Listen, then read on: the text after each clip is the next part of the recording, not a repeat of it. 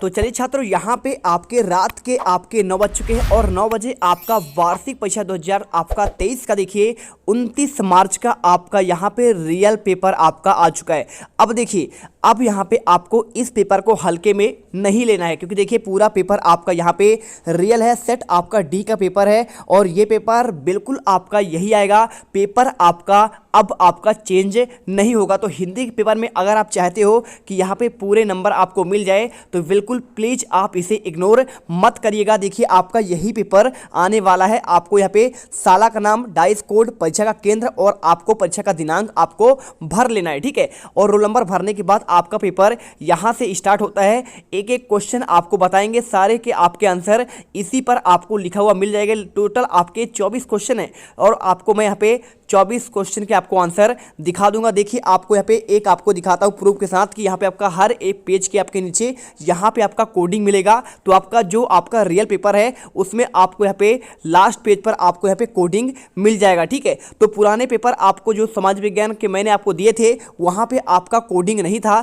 तो आपका paper change हो रहा था। लेकिन यहाँ पे आपका हिंदी का पेपर पूरा आपका सेम टू सेम आपका आएगा। एक भी क्वेश्चन मत छोड़ना। आपका यहाँ पे लास्ट आपका 10 मिनट का वीडियो रहेगा, एक एक क्वेश्चन रट डालो, ये पेपर आपको टॉपर से बनाएगा। तो चलिए फटाफट इस वीडियो को शुरू करते हैं। सबसे पहले जो भी छात्र पहली बार विजिट कर रहे हैं, वीडियो को दिल से लाइक कर दो और चैनल को सब्सक्राइब कर दो। देखिए सबसे पहले आपका आता है बहुविकल्पी क्वेश्चन। पहला क्वेश्चन लिखा है, माँ बीड़ा वादनी से तात्पर्य किस देवी से है? माँ दुर्गा, या फिर आपका माँ लक्ष्मी, माँ सरस्वती, या फिर माँ अन्नपूर्णा। तो आपको आंसर देखिए यहाँ पे आपको सी नंबर आपको यहाँ पे लिख देना है। बिल्कुल आप यहाँ पे लिख दीजिए, आंसर आपका यहाँ पे राइट हो जाएगा। इसके बाद देखिए क्वेश्चन सेकंड, नवनभ नवविहग वृंद पंक्ति में आपका अलंकार कौन सा है? यमक है, अनुप्रास है, श्लेष है, या फिर आपका यहाँ पे उत्प्रेक्षा। तो आप जानते हैं जब आपका देखिए किसी आपका यहाँ पे वर्णों की आवृत्ति हो, देखिए ना इसमें भी है, इसमें भी है और नौ में भी है और आपका यहाँ पे तीनों में आपका ना आपका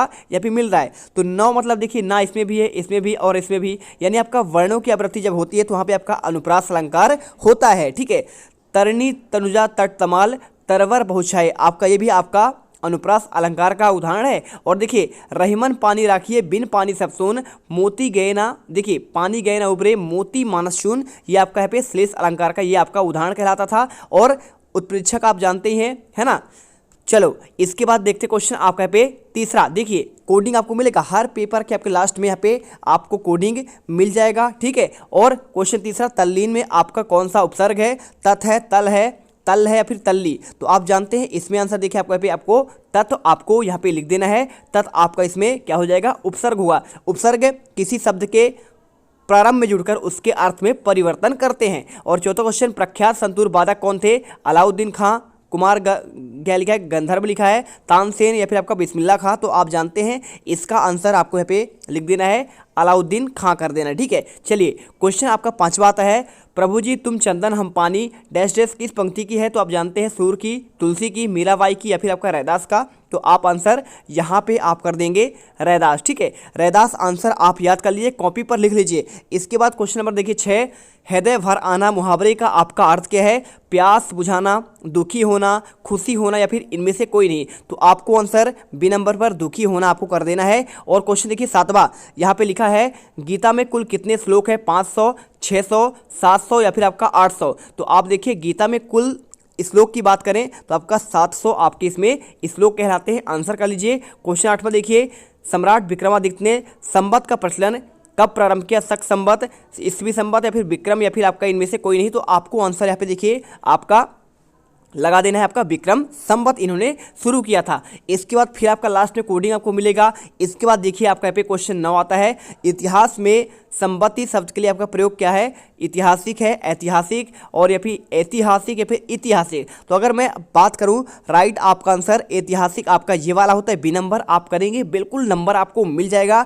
और यहाँ पे क्वेश्चन आपका अगला आएगा 10वां। देखिए, सिर घोट मोट पर चुटिया थी लहराती थी, तोंद लटक कर घुटनों को छू जाती थी। पंक्ति में कौन सा अलंकार है? अद्भुत है, हास्य है, शांत है, या फिर आपका करुणा। तो आप जानते हैं देखिए यहाँ पे आपका जो है ना, ऐसे आपका जब जिसमें आपको हंसी आ जाए, वाक्य को पढ़कर हंसी आए, वहाँ पे आपका देखिए सिर घोट मोट कर चुटिया थी लहराती। भाई चुटिया आपका लहरा रहा था, मजा आ रहा था, कृष्ण की बात हो रही है, तो यहाँ पे आपका हाथ से अलंकार होगा। और इसके बाद क्वेश्चन आपका आता है क्वेश्चन 11 से लेकर आपके 20 तक लघुत्तरी क्वेश्चन। क्वेश्चन 11 लिखा है नौनभ के माध्यम से कवि क्या कहना चाहता है। तो आपको आंसर देखिए, नौनभ के माध्यम से कवि कहना चाहता है कि सभी प्राणी नए भारतवर्ष की रचना करें और उन्हें इस निर्माण में सभी नए साधन प्राप्त हों। आपको आंसर कर देना है। और क्वेश्चन देखिए आपका 12वां, बाली को क्या वरदान प्राप्त था। तो बाली को ऐसा वरदान प्राप्त था, जो भी उसके सामने आता था उसकी आधी ताकत उसमें आ जाती थी और इस कारण बाली अपने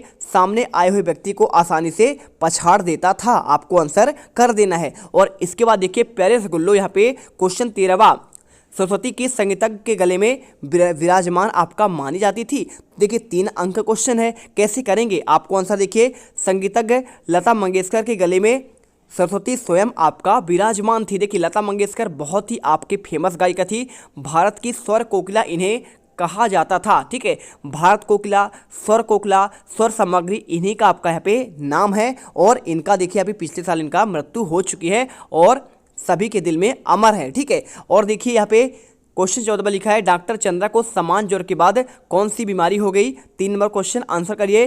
डॉक्टर चंद्रा को समानता ज्वर के बाद पक्षाघात की आपका बीमारी हो गई, जिससे गर्दन के नीचे उनका सर्वांग अचल हो गया। ठीक है, चलिए इसके बाद देखिए क्वेश्चन आपका यहाँ पे क्वेश्चन 15 आता है, मुक्तखोरों ने सरताज किसे कहा गया है। तो आप आंसर करिए, मुक्तखोरे के सरताज मुक्तानंद जी को कहा गया है, जो कि किसी भी वस्तु को प्राप्त करने के लिए पैसा खर्च करना नहीं चाहते, यानी कंजूस बहुत थे और वे चाहते थे कि वे मुफ्त में प्राप्त वस्तुओं को आनंद उठाते थे। और इसके बाद आपका क्वेश्चन आता है 16वां, देखिए लिखा क्वेश्चन, पटना के पास किन किन नदियों का संगम हुआ है। तो पटना के पास गंगा, सोन और गंडक, आपके 3 नदियां हैं, इनका आपका संगम हुआ है। आप आंसर कर लीजिए और दिल से वीडियो लाइक कर दीजिए, चैनल को सब्सक्राइब कर लीजिए। ठीक है, चलिए यहाँ पे आपका क्वेश्चन आता है 17वां, अमृता देवी का नारा क्या था।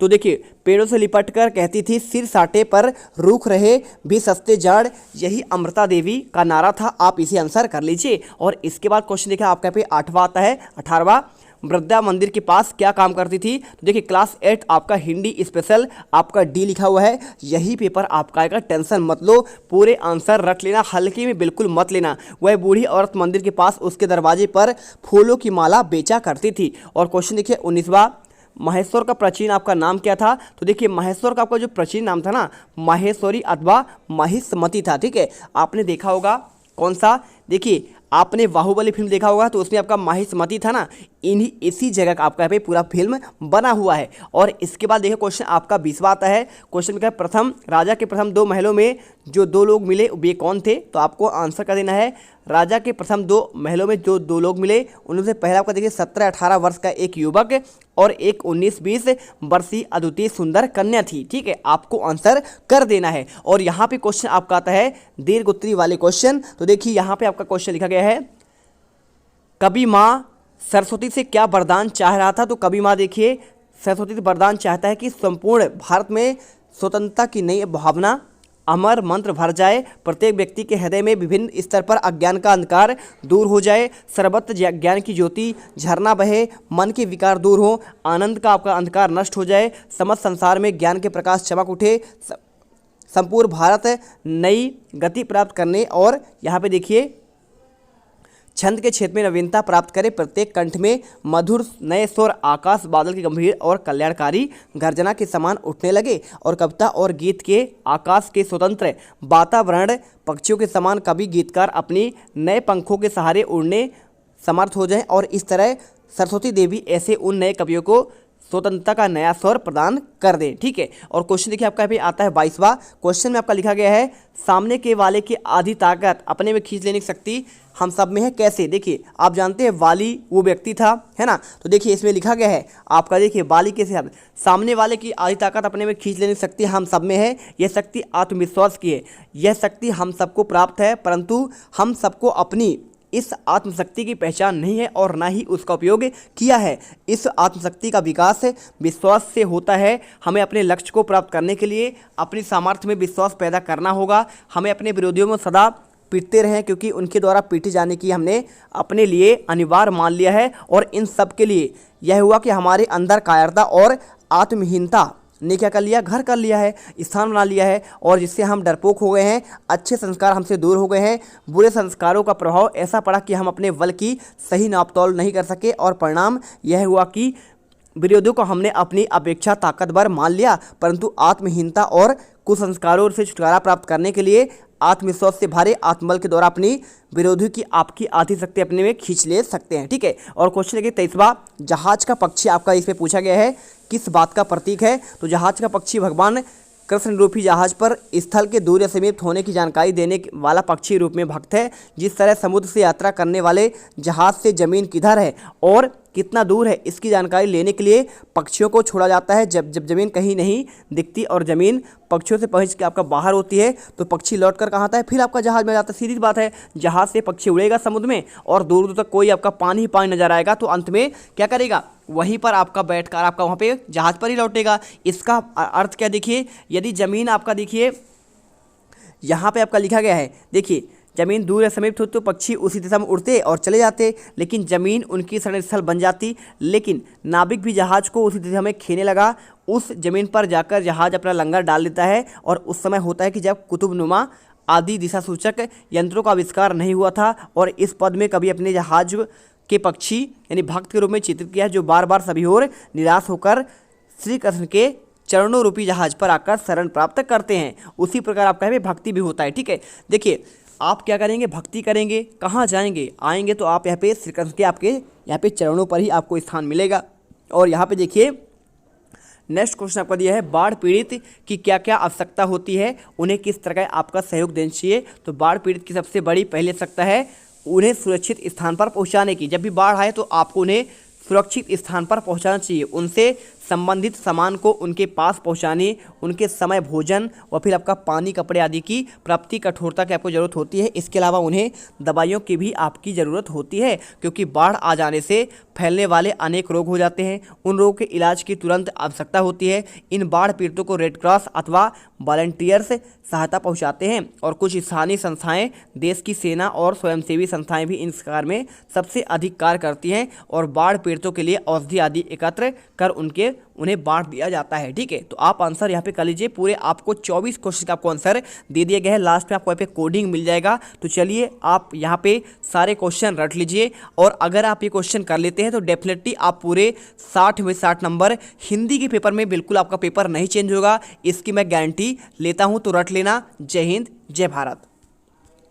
अब तुम लोग गलती से अगर नए हो तो सब्सक्राइब करो, वो जो लाल वाला बटन है उस पे अपने जीजा जी फेंक के मारो या फूफा जी, मुझे नहीं पता, बस क्लिक हो जाना चाहिए। अब मैं भी जा रहा हूं, मुझे मुठिया पेलने जाना है। बाय।